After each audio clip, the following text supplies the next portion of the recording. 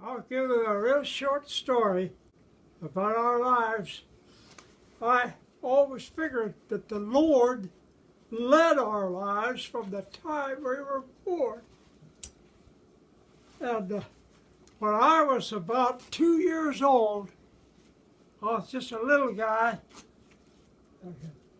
and God looked down and he says, "What a cute little boy I've made." He says, "Someday he's going to need a nice, pretty little mate."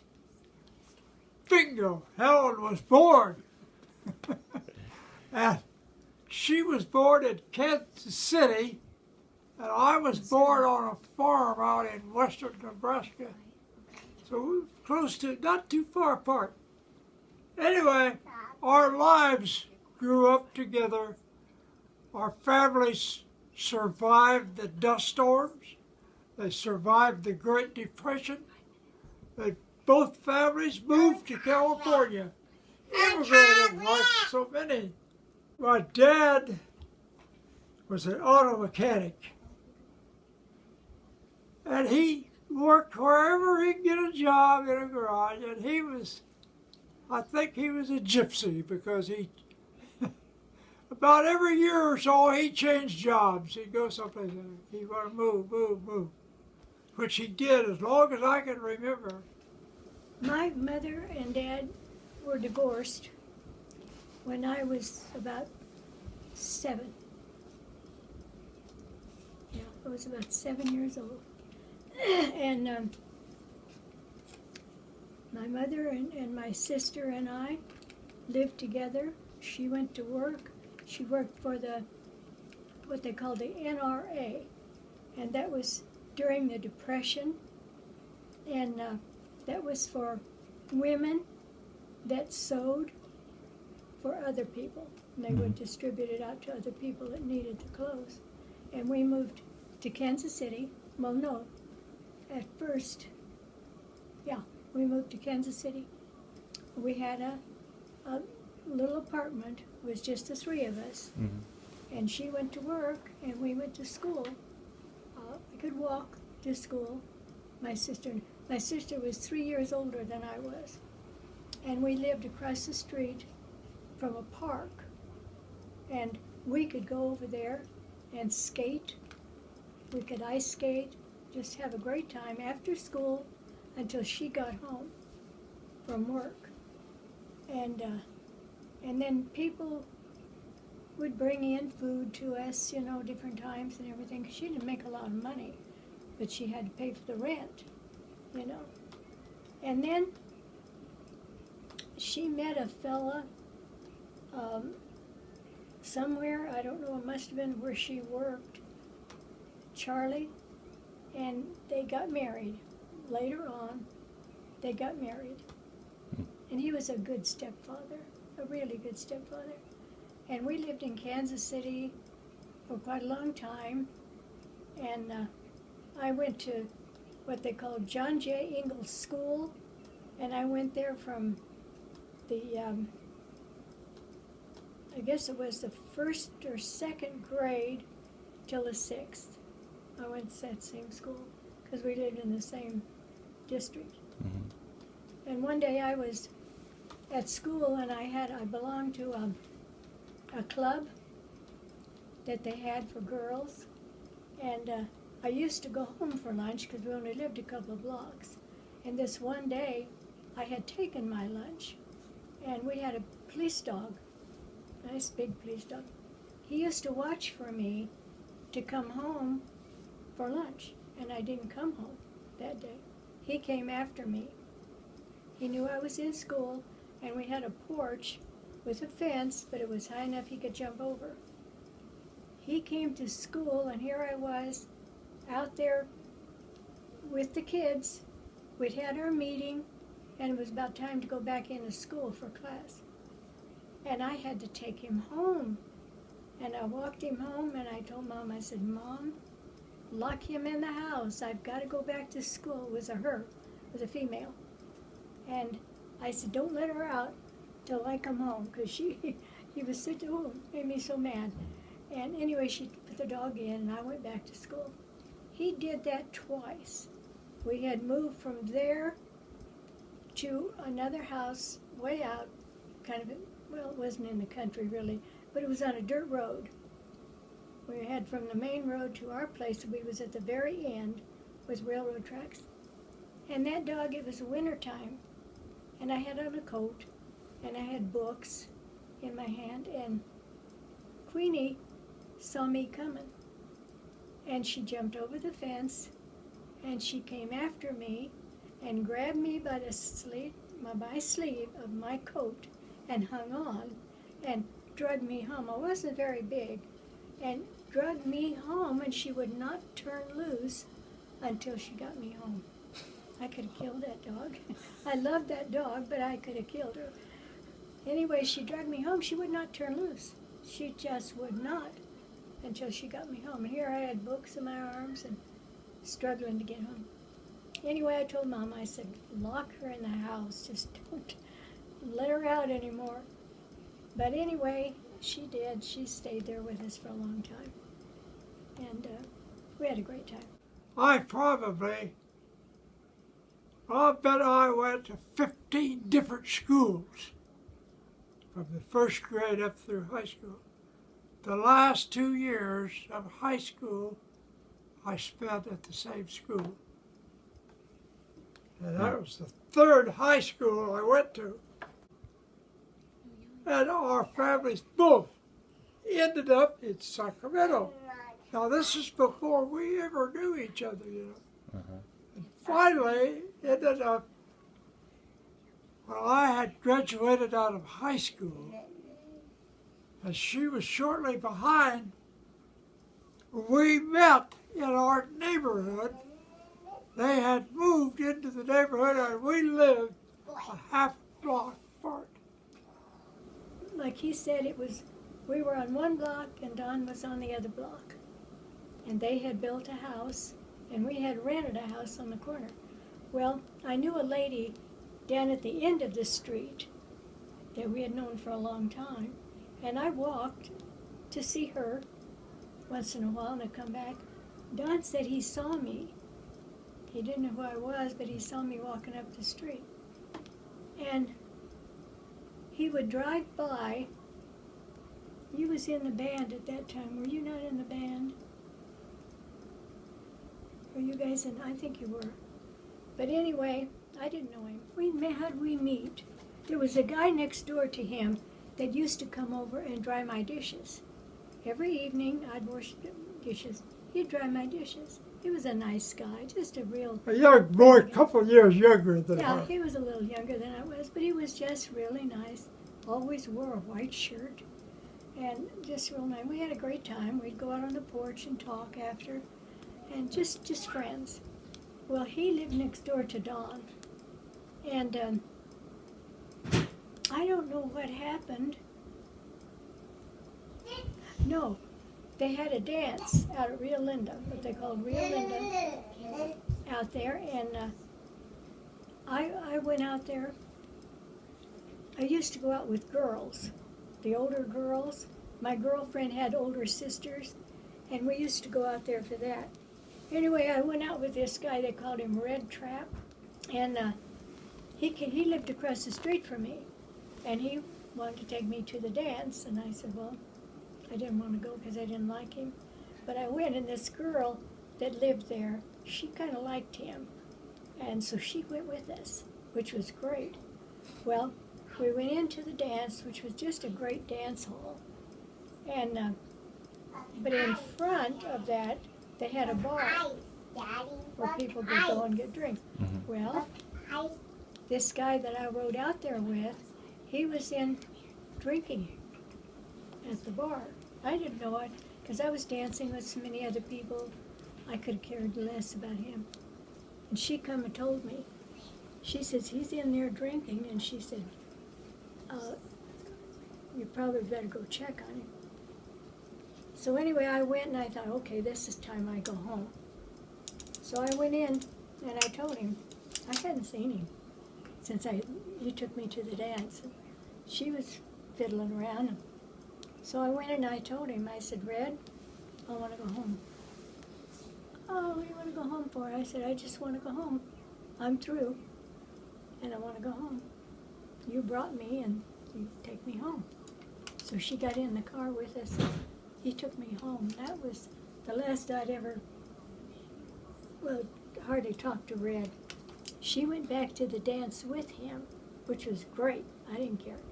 But then later, Don had a party, a get together.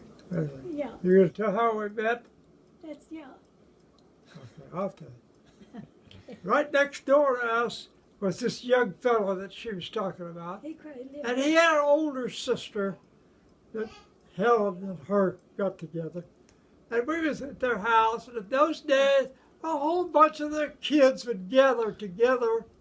And not a real party, but just to get together, you know. And there was a bunch of them at this house. It's your house. And we heard the siren.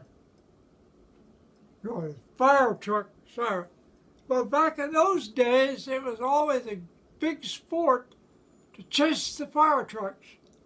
So anyway, we were there, you know, and I said, "Helen, you want to go chase the fire truck?" I never dated her or anything. No. And she, yeah, okay. So she came out, got in the car with me and a bunch of other kids, all piled in my car, and we went chasing the fire truck down the street. Well, we found out nothing but a little grass fire, and we came back to the house.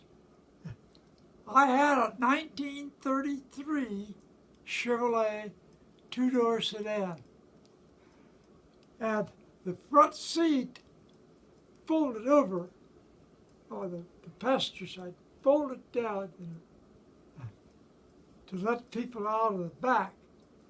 So anyway, we pulled up for the house, and the kids were going to get out, and she was sitting next to me, and I reached around and I pushed that seat down. Well, here she was, between me and that seat. She couldn't get out. You see the method to my madness. And the kids all got out and everything. And my uncle, Darrell, who's just 6 weeks difference in our ages, we dated together a lot. Well, it so happened he was in the back seat with the neighbor, another girl off the street. So he just says, "Wait, sit still."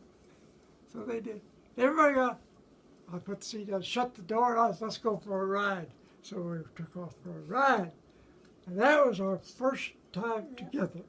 That was our Then first day. went from there to many, many ups and downs. Yep. For 3 or 4 years. The World War II came along. And by then, we were getting pretty serious. And as a matter of fact, one Saturday we went shopping together, and I bought myself a new suit. She bought herself a new dress. And my sister and the other kids, oh, they're going to get married. They went and bought new clothes to get married in. But I don't know what we made them ever think had that. nothing in mind about getting married. No.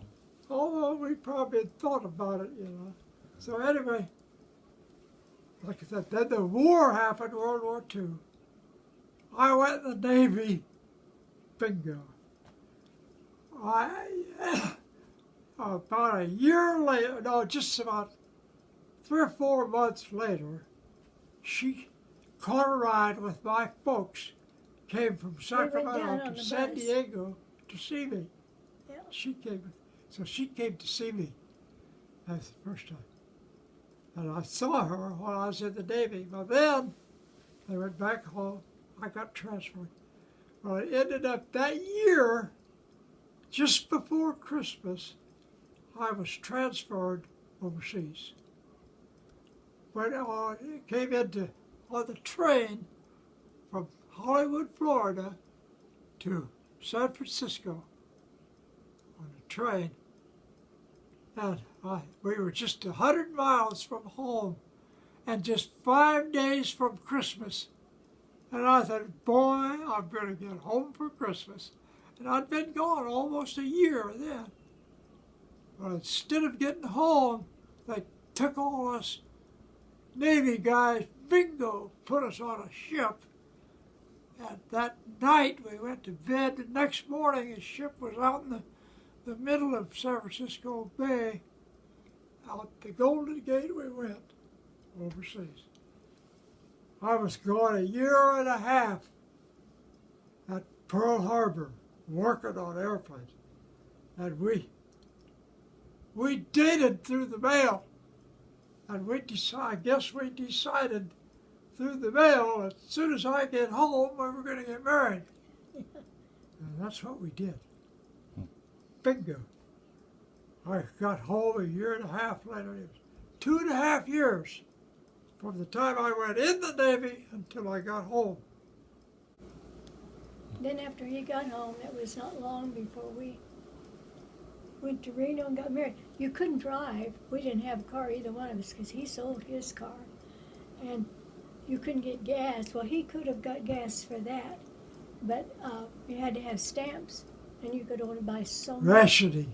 Gas ration, and you could only buy so much. So he bought bus ticket, Greyhound bus ticket. And in the meantime, Mary Louise, his sister, told him, why don't you just take my car? So we took, and I was wishing later we would have just went on the bus.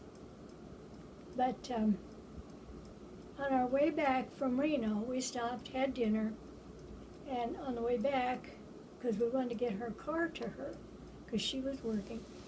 And when we got almost into Roseville, which at that time, going to Reno was like a one highway situation. It wasn't like it was today. It was just a road going to Reno. Coming back, there was a big hill and a curve going into Roseville from there, from the highway. And the brakes went out in the car. And Don noticed that. And so he had slowed the car down, and we stopped in Roseville. He took it, gosh, by that time it was late in the evening and night. And he took it to a garage there, not too far. We got a motel. And he took it to the garage, and he got the garage fixed to fix the car. It took all night. We picked it up the next day. And the name of that motel was Paradise Inn. That was our honeymoon night. Oh gosh, if that wasn't something. I was transferred to Astoria, Oregon, and she went with me.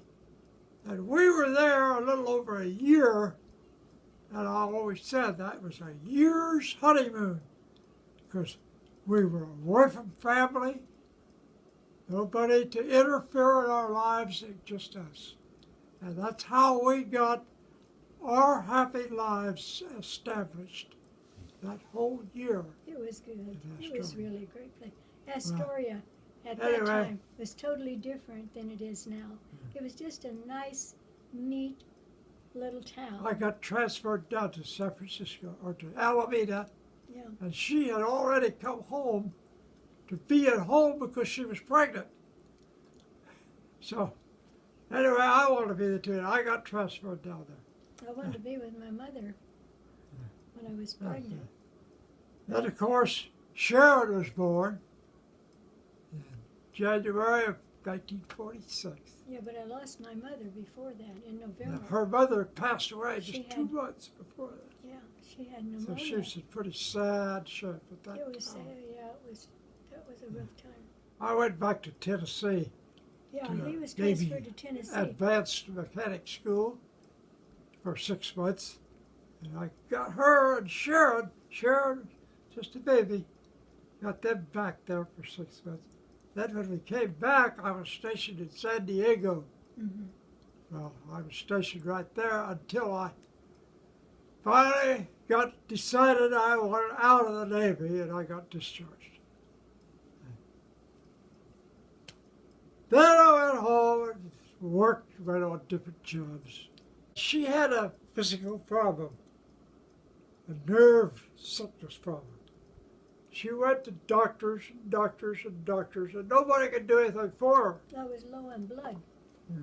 For one thing. Finally, our #1 doctor told her she should see a psychiatrist. So we made the appointment, and she went to, and he told her, he says, well, the best thing for you to do is have a baby. He says, you know, a woman, when they get pregnant, their whole body kind of rejuvenates itself to take care of that new person. So he says that way your body would get rejuvenated, have a baby. Yeah. Okay.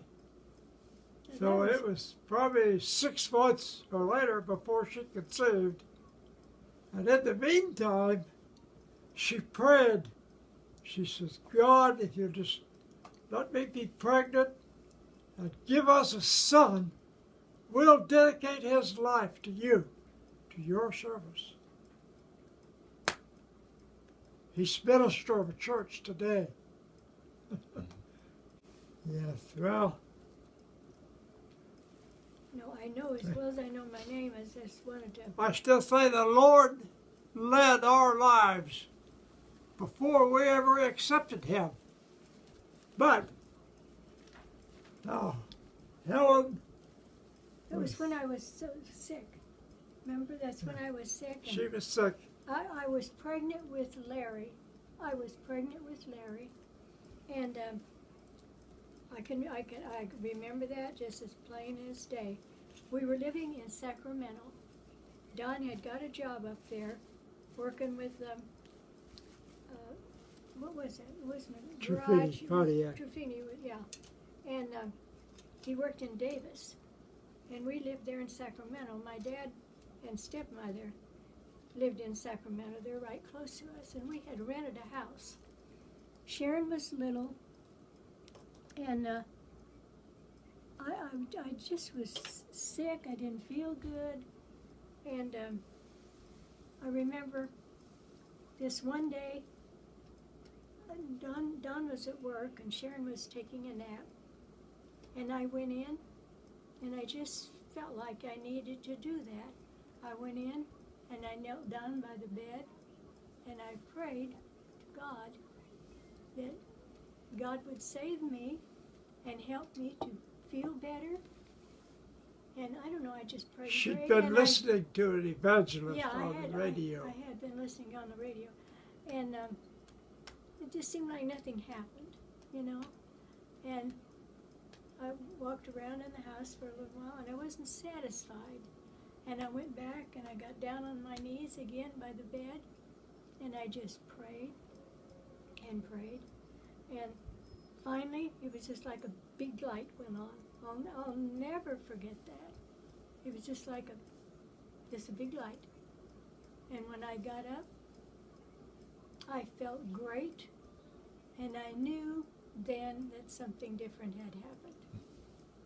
And I remember Larry, I was pregnant with Larry, and I had gone to the doctor, you know, and the doctor just said, oh, I couldn't find anything wrong with me. But then I was baptized. We came back to Richmond, and my sister and brother-in-law, they had been saved, and they belonged to this Baptist church. And so we went there, and we started going to that church, and I was baptized in that church, pregnant, Larry and all. And yeah, that was so funny. And Don wasn't yet at that time, but it was just different. And I always said that Larry was baptized twice. Once before he was born, and then once after. Yeah, but that was it for me, and it was great. Just a short time after that, I don't think it's more than a month or two, we had a revival at the church. And this evangelist from Oklahoma or someplace back there was there, and he preached. And I heard that message, and her and Virginia, they'd all been praying for me to accept the Lord, you know.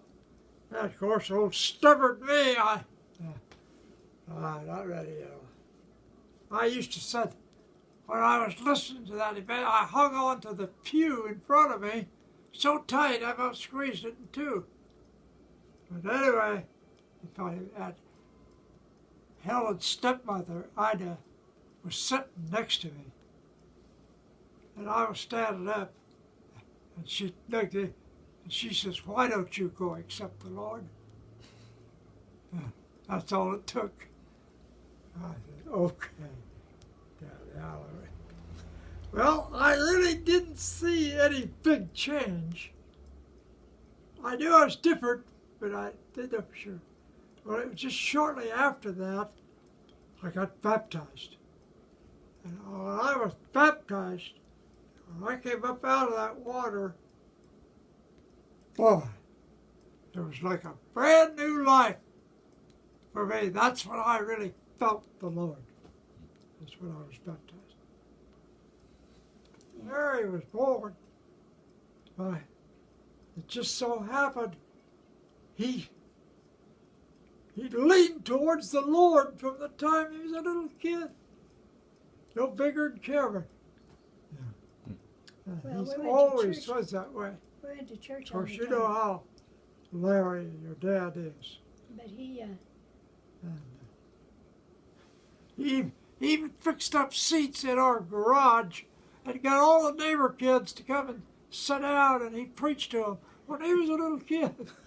they didn't like that. And the kids, they'd sit there a little bit, a little while, that's enough, they'd get up and go play. And he'd go, he says they don't want to listen. It was so funny, though. He wanted to tell them about Jesus. But you know what the funny thing was? We had a revival at church, and there was a minister there from Kansas City, and he was about 9 years old at that time, and we had gone to service for the evening, and when the service was over, he sat there and he says, "I've got to talk to that man," and he wanted to talk to the minister, and we said, "Okay," and I don't even remember what that was all about now, but Larry wanted to talk to him. Do you know what that was all about, or did we? I know that guy, The guy that talked to evangelist Larry. explained to him, you Yeah, he know, talked about to him. Jesus. And he accepted the Lord Yeah. right then. But he just knew that that's what he wanted, I guess. But it was great. He was such a cute little boy. Well, it wasn't long after that we moved to Hayward. We're not the rowdy type of people that some people are, some young people, especially today. And we loved each other, and we were close. And As a matter of fact, So, we the didn't difference was spend the time church. with a lot of friends or people. yeah, Our lives, it's just the two of us, always just the two of us together. well, whatever we did, it No was the problem. two of us that did it. Even after we had kids, had Larry and Sharon. Same thing then, we had them, and we were all close. I can remember when we would have an anniversary or a birthday or something, we took our kids and went out to dinner. Sharon and Larry used to make fun of us. They'd go, it was funny. They made fun of us a lot. Yeah, they both like to tease us. Yeah, they like to tease us, but we Sharon, she liked it. I remember one time we were getting ready to go someplace, and the kids were out there, and I was out there ready to get in the car. Helen was still in the house, in the bathroom or something. Pretty soon, she says, "Well, I guess I better go see how Deer's doing." She called her Deer. She said, "I'm going to see if Deer's about ready to go." And then Larry came up with some good ones. We went to the drive-in Yeah. a lot, got hamburgers and hot dogs. And we always kidded about hamburgers and hot dogs. You know, and this one time we pulled in. The waitress came over to the car, and Larry said, "I want a hammer dog." And that girl, she looked, "What?" Hammer dog. He didn't know whether I say hamburger or hot dog, but he just put them together. Yeah. Then another time, we went and Sharon liked hot dogs. So she didn't want no relish or anything on it, though. Just plain butter. So she ordered a hot dog, and we told her, "Oh, a hot dog with nothing on it. Don't put anything on it." And she said, "Yes, Dad, I want a weenie on it." She thought we just ordered a bun for her. They were funny. She wasn't The very two of them. big. We had two cute kids, and they were so good. Yeah, we to were be- really blessed. Yeah, they were great. We took Larry and Sharon to Disneyland one trip, had a good time with them. And we used to go down to the Big Trees Park and different places and take the kids. And we had a good time, just the family, just us, you know. And occasionally we'd go with Mel and Virginia. They'd go with us. And we have some pretty good time. And I guess that's about it. Of course, you know, we ended up in Reading, bought our little house that we lived in for 35 years. And I worked up there for a long time, retired.